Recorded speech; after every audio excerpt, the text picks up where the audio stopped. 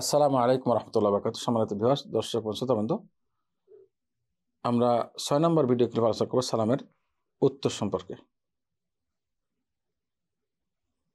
এর প্রমাণ সূরা নিসার ৭৬ নম্বর আয়াত। আল্লাহ তাআলা বলেন, যখন তোমাদেরকে সালাম দেওয়া হবে কোনো সালামে, তখন তোমরা এর উত্তম রূপে দাও অথবা হুবহু উত্তর দাও।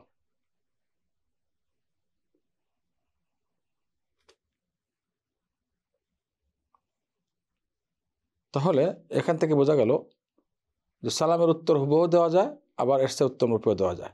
এটা আল্লাহ তাআলা কোরআনেই বলেছেন।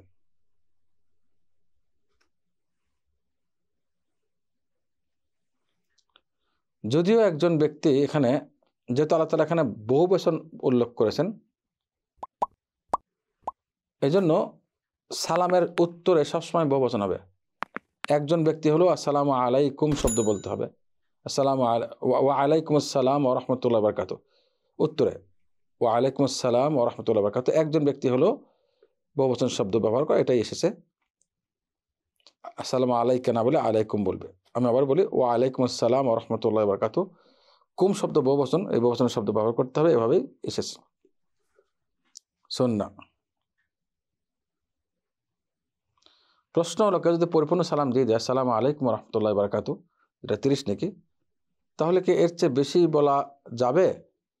কারণ আল্লাহ তাআলা বলেছেন সালাম দিলে তার চেয়ে উত্তম রূপে দাও তোমরা, বি আহসানা মিনহা।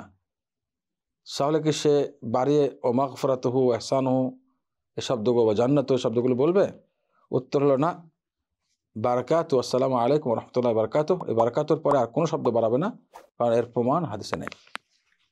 তার মানে কি হলো? তার মানে কেউ যদি সালাম এভাবে দেয় আসসালামু আলাইকুম ওয়া রাহমাতুল্লাহি ওয়া বারাকাতুহু, উত্তর হবে ওয়া আলাইকুম আসসালাম ওয়া রাহমাতুল্লাহি ওয়া বারাকাতুহু।